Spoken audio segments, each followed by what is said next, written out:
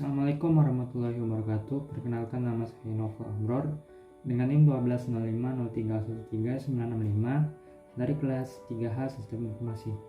Baiklah, di video kali ini saya bakal ngebahas tugas-tugas sebelumnya, yaitu tentang use case diagram yang saya buat, activity diagram, sequence diagram, dan class diagram. Yang pertama yaitu use case diagram. Use case diagram adalah proses penggambaran yang dilakukan untuk menunjukkan hubungan antara pengguna dengan sistem yang dirancang. Hasil dari representasi dari skema tersebut dibuat secara sederhana dan bertujuan untuk memudahkan user dalam membaca informasi yang diberikan. Fungsi use case diagram adalah berguna memperlihatkan proses aktivitas secara urut dalam sistem dan mampu menggambarkan proses bisnis, bahkan menampilkan urutan aktivitas pada sebuah proses. Jadi di use case diagram ini saya mengambil judul use case diagram sistem informasi persediaan barang. Nah, yang kotak kuning ini itu adalah sistem dari sistem informasi persediaan barang tersebut. Yang gambarnya seperti manusia ini ada tiga, ada logo ini itu aktor. Jadi di sistem informasi persediaan barang ini di use case-nya ada tiga aktor yang berperan di dalamnya. Yang pertama karyawan bagian gudang, yang kedua owner toko, dan yang ketiga supplier. Di mana karyawan bagian gudang dapat login ke sistem menggunakan username dan password yang telah ditentukan sebelumnya. Untuk dapat melakukan pengolahan data yang ada pada sistem tersebut meliputi input, update, delete, dan masing-masing data olah barang, olah data pembelian, dan olah data penerimaan, serta olah data PO. Di situ kita dapat melihat ada tanda include. Itu berarti bahwa karyawan bagian gudang juga dapat menangani pengolahan laporan yang berkaitan dengan data persediaan barang yang berada pada sistem, seperti laporan data barang, laporan pembelian, dan laporan penerimaan barang. Sedangkan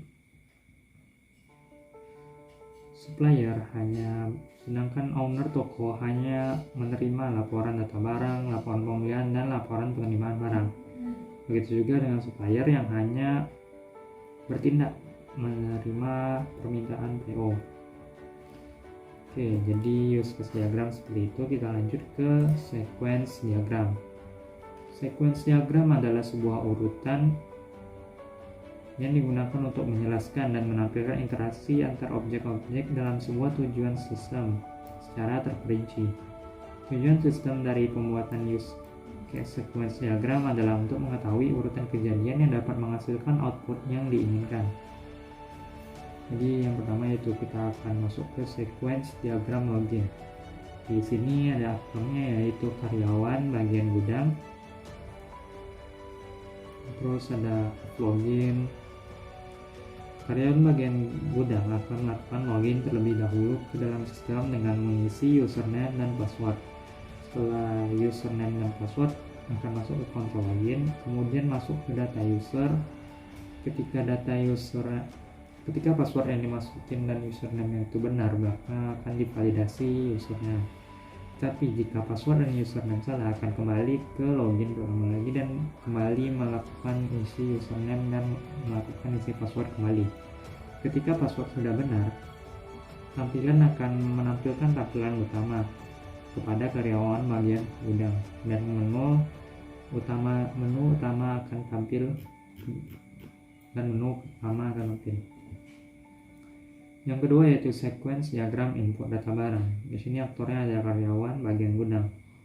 Karyawan bagian gudang akan melakukan input data barang, kemudian data barang ditambah, dikontrol olah data barang akan ditambah dan ditambah datanya, dan ketika data telah berhasil disimpan atau data telah berhasil ditambah, itu akan tampil pesan data barang yang disimpan ke karyawan gudang.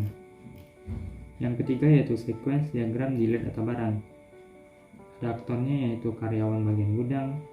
Karyawan bagian gudang akan melakukan pilih hapus data barang, menu pilih hapus data barang, kemudian menghapus data barang yang ingin dihapus, memasukkan kode data barang yang dihapus, kemudian melakukan hapus data. Ketika data barang sudah dihapus, akan tampil pesan data barang berhasil dihapus.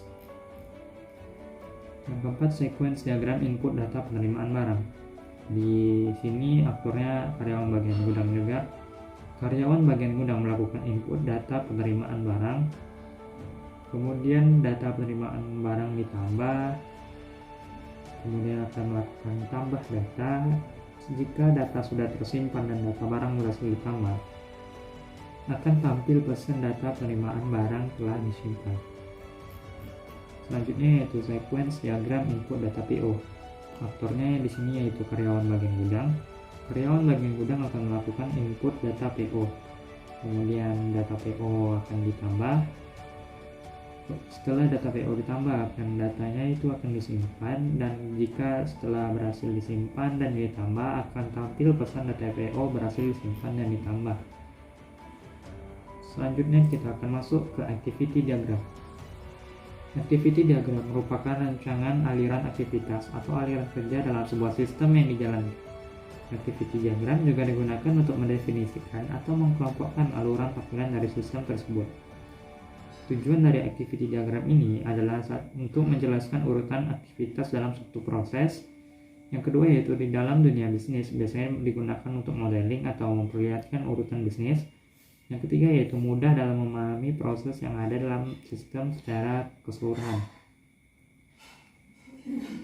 Oke, jadi activity diagram di sini yang pertama activity diagram input data barang.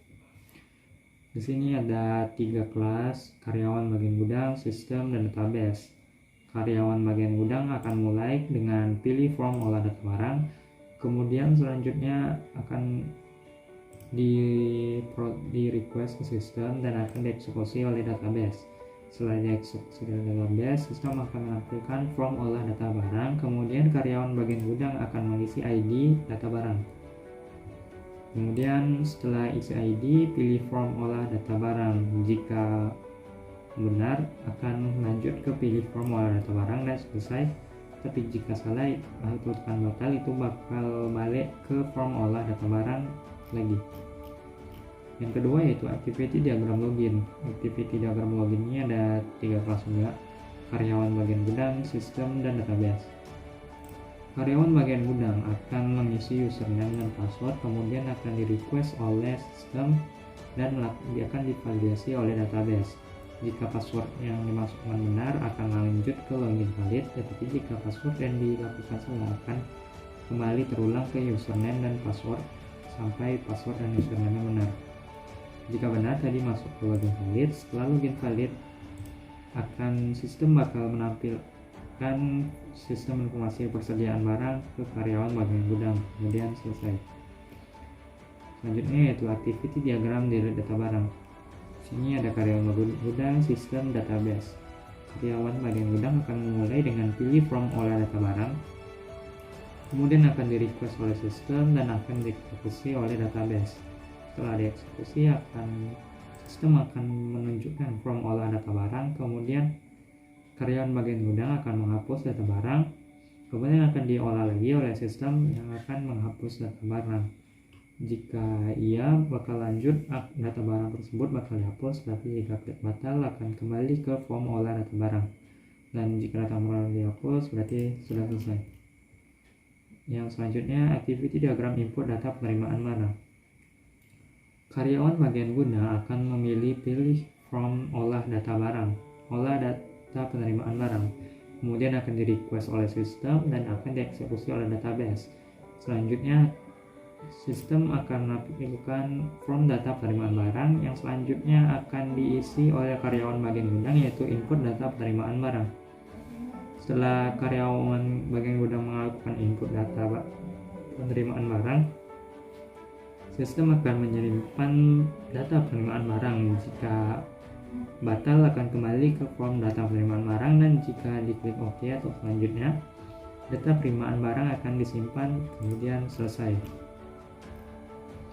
Activity diagram yang terakhir yaitu activity diagram input data PO. Karyawan bagian gudang akan melakukan pilih from olah data PO, kemudian akan di-request oleh sistem dan akan dieksekusi oleh database. Sistem akan menunjukkan from data PO, kemudian karyawan bagian gudang harus menginputkan data PO. Sistem bakal menyimpan data PO. Jika disimpan Jika batal itu bakal ke form data PO lagi, dan jika oke itu data PO disimpan dan selesai. Selanjutnya yaitu kelas diagram. Kelas diagram adalah penggambaran dari inti dari proses pemodelan objek, mengikuti struktur dan deskripsi kelas, paket, dan objek beserta hubungan satu sama lain seperti complement, pewarisan, asosiasi, dan lain-lain. Kelas diagram terdiri dari objek-objek yang dipergunakan dalam sistem, meliputi objek login user, objek olah data barang, objek PO, objek pembelian, objek penerimaan barang, dan objek laporan. Masing-masing memiliki fungsi seperti input, update, dan delete, cetak, dan delete. Jadi di sini ada kelas karyawan bagian gudang, di mana atributnya ada karyawan bagian gudang, nama karyawan, nomor telepon, dan alamat. Sedangkan operation yang ada di karyawan bagian gudang yaitu input, update, dan delete. Kemudian di kelas login user, atributnya ada username dan password. Kemudian operation yang ada di kelas login user yaitu membuat, edit, dan cek. Kemudian di kelas sistem informasi persediaan barang toko grosir, atributnya ada nama toko, alamat, email, dan telepon. Sedangkan operation yang ada yaitu sistem persediaan barang.